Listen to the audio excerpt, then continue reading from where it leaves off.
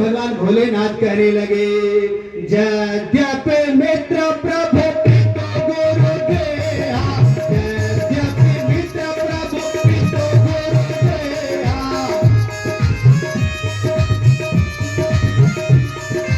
जाई अभिनु बोले न सवेरा,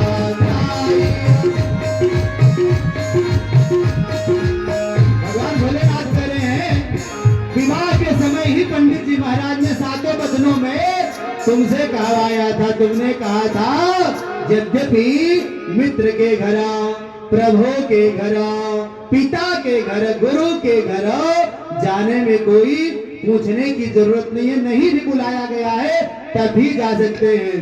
सिर्फ भागवत पुराण की कथा हो रही है, कोई जरूरी नहीं है कि पंडित जी महाराज निमंत्रण भेजेंगे तभी आइएगा, निमंत्रण खाने मत आइएगा, लेकिन यह तो रसास्वादन करने के लिए, श्रीमद् भागवत महापुराण श्रवण करने के लिए जितने भी लोगों तक आवाज जा रही हो सबको सुन लेना चाहिए, बैठ करके सुनना चाहिए। यदि मन मुटाव है, निमंत्रण नहीं गया है, तो पंडित जी महाराज या बाबू साहब महाराज जो भी नहीं दिया होगा, जिसके घर कार्यक्रम होता है, लेकिन जहां भी ऐसे भगवान के भजन कीर्तन हुआ करते हैं सबको जाना चाहिए। ऐ प्रिय, तुम भी जा सकती हो, लेकिन जाने का कोई औचित्य होना चाहिए। तदपि विरोध मान को, तदपि विरोध मान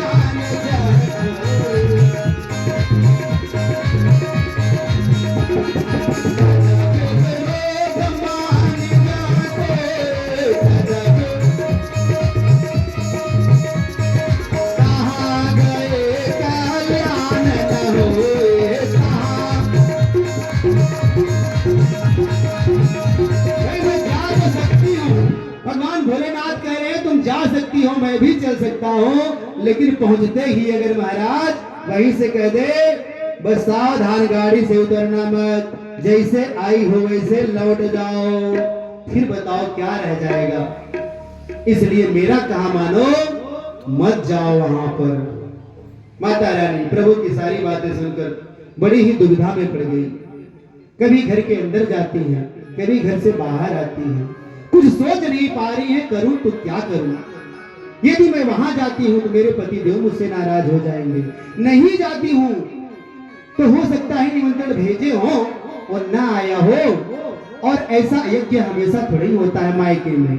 मायके में यदि कोई काम हो रहा हो, निश्चित रूप से सभी बेटियों बहनों को बुलाना चाहिए, क्योंकि ऐसा ही अवसर होता है आने का।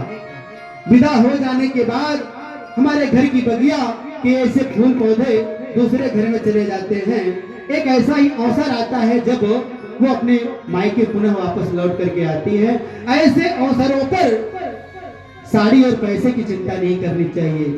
यदि बहनें हैं, बेटियां हैं, तो भाई की, पिता की समस्या को समझती हैं।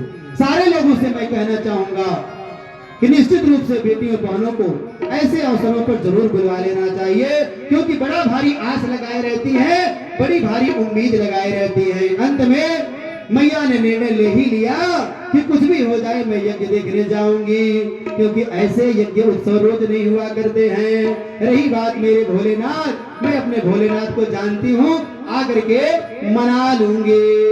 छड़े रुष्टा छड़े तुष्टा इनका स्वभाव है, मैं इनको मना लूंगी।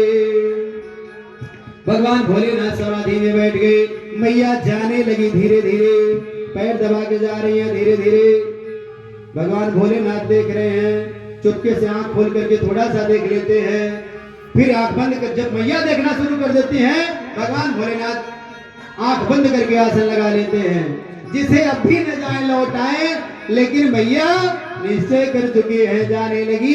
जब भगवान देख रहे हैं कि मैया अब रुकने वाली नहीं है, तब वो सभी भूत प्रेतों को बोला, नंदीश्वर महाराज को भगवान जी ने कहा, माँ भगवती को आदर के साथ ले जा करके वहां छोड़ करके आओ।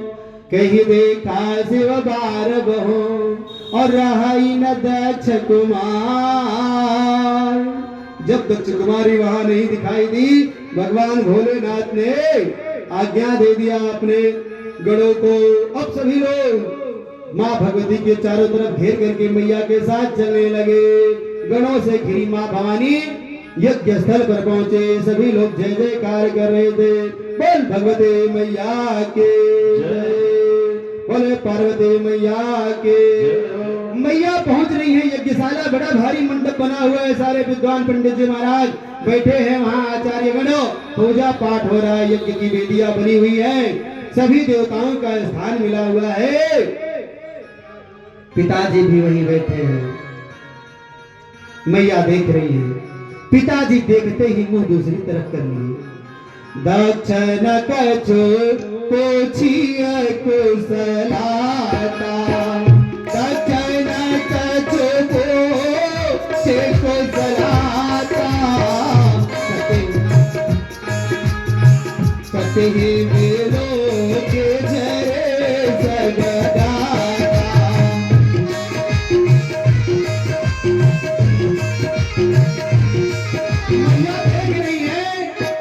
जिस पिता ने बचपन से इतना लाड प्यार किया, आज मुझे देख करके मुंह उधर कर ले रहे हैं। मेरे पति ने मुझे सच ही कह रहे थे मत जाओ, लेकिन मैंने उनकी बात नहीं मानी। अब तो मुझसे हो गई गलती, अब मैं जाऊं तो जाऊं कहां जाऊं, करूं तो क्या करूं। अगर मायके में कोई खुश होता है बेटियों को देखकर, माँ भगवान सबको माँ दे, वह माँ ही एक ऐसी होती है जो बेटियों को देख करके खुश होती है। करे हैं, कोई उनको देखना नहीं चाह रहा, सभी लोग एक हंसी का पात्र समझ रहे हैं मैया को, क्योंकि निमंत्रण तो गया नहीं है, बिना बुलाए आई हुई है। करें दक्षिण कछ पोछी कुशलाता,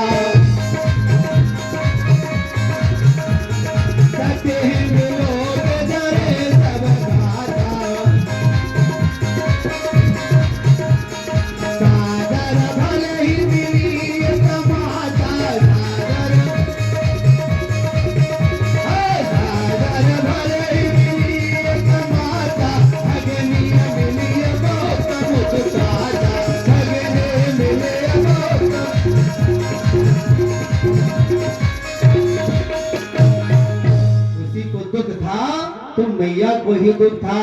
आज माँ अपनी बेटी को गले से लगा करके रोने लगी। मैं क्या करूं बेटी, मैंने बहुत कहा, तेरे पिताजी ने नहीं माना और तुझे नहीं बुलाया, निमंत्रण नहीं दिया बेटा। बहनें देख करके हंस रही हैं। ओह, बड़ा बखान करती हैं, तो लोग पति की पत्नी है, निमंत्रण नहीं गया फिर भी चली आई है। भगनिया मिलिया बहुत मुस्काता। कहें एक पतिव्रता स्त्री अपना अपमान सह सकती है, परंतु अपने पति परमेश्वर का अपमान कदापि नहीं सह सकती है।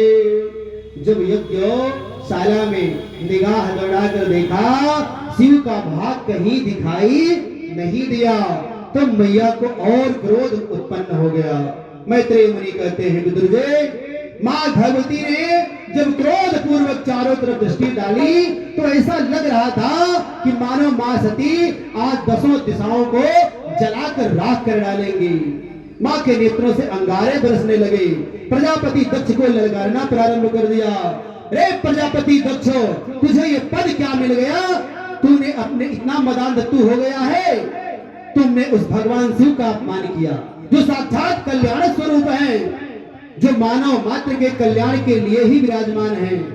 वही शंकर, वही शिव का अर्थ होता ही है कल्याण। जिसके एक बार वाणी पर शिव नाम आ जाए, 2 अक्षरों, तो उसके जीवन भर के पाप भस्मीभूत हो जाते हैं। ऐसे भगवान शिव को आपने त्याग दिया, छोड़ दिया।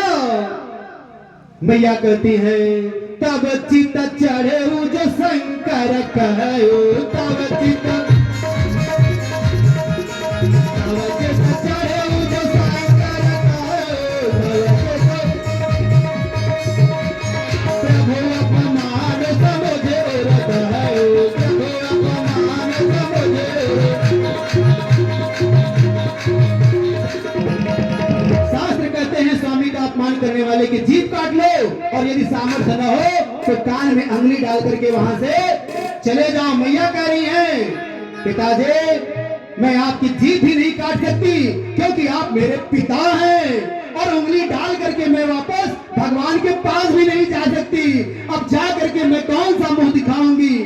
ऐसे अधर्मी जिसके हृदय में भगवान भोलेनाथ के प्रति इतना बड़ा अपमान भरा हुआ है, ऐसे कि मैं पुत्री हूँ।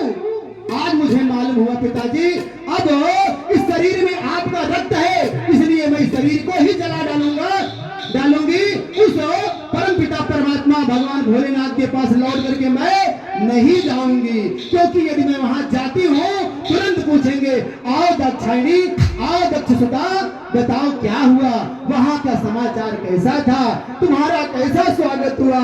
मैया रोने लगी और कहने लगी ललकार के हरिहर निंदा सुनाई जो गाना,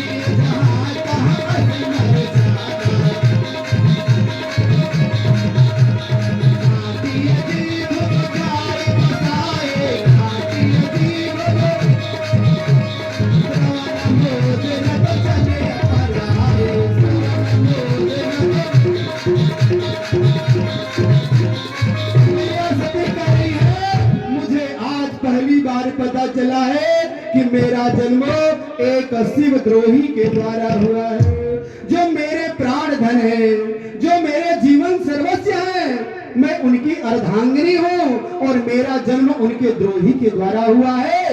इस शरीर में शिव द्रोही का रक्त है, इसलिए ये शरीर मैं अब स्वीकार नहीं करूंगी, मैं इस शरीर को ही समाप्त कर दूंगी। यद्यपि जगदारुण दुख नाना, यद्यपि दुख दारुण नाना, तब तेरा कठिन जात अपमाना।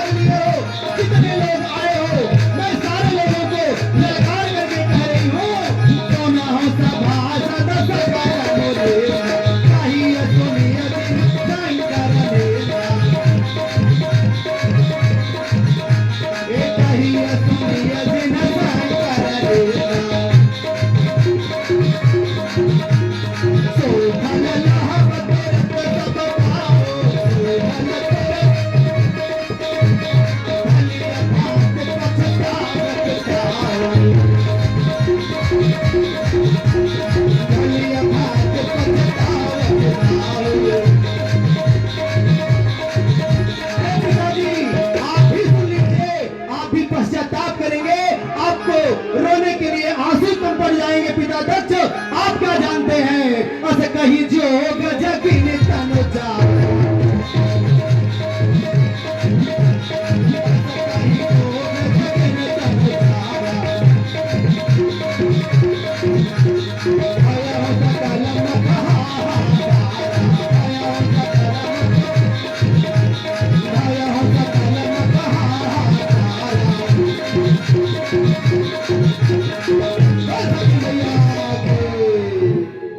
गौरा मैया के। आके।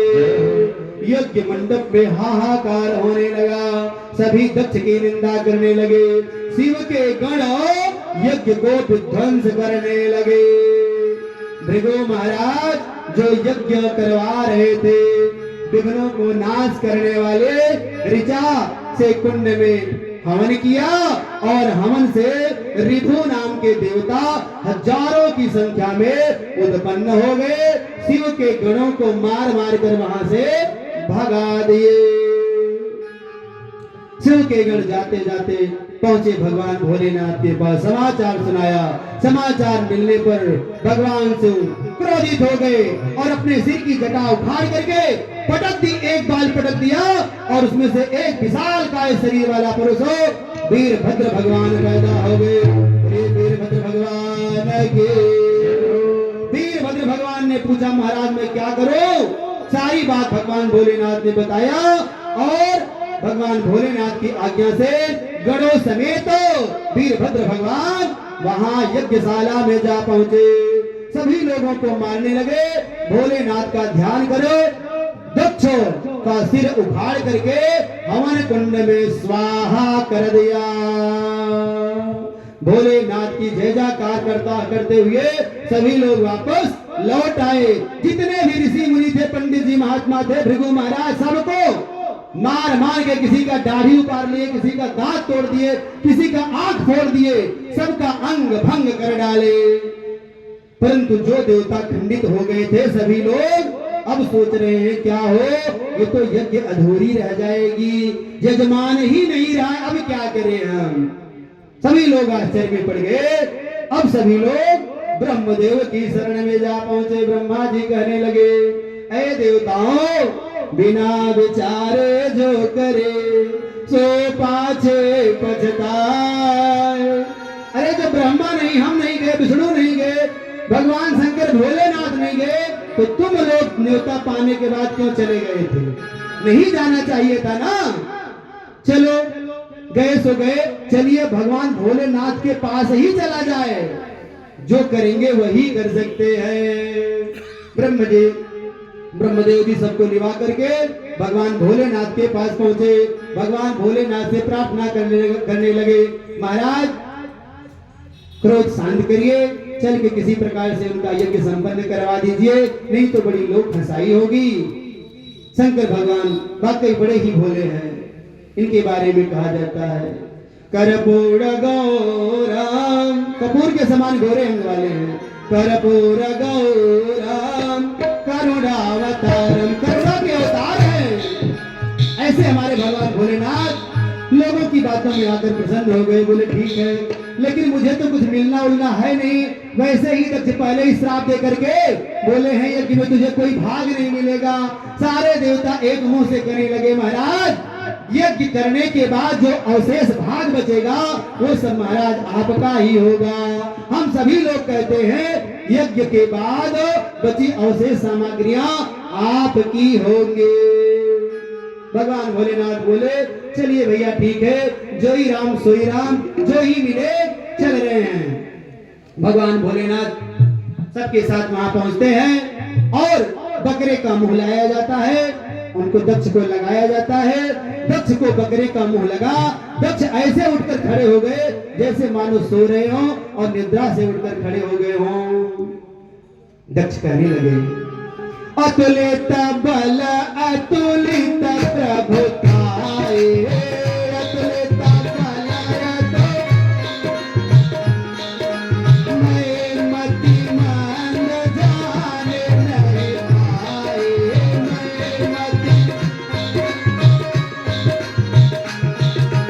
अतुलित बल अतुलित प्रभुताए, मैं मति मंद जाने नहीं पाए।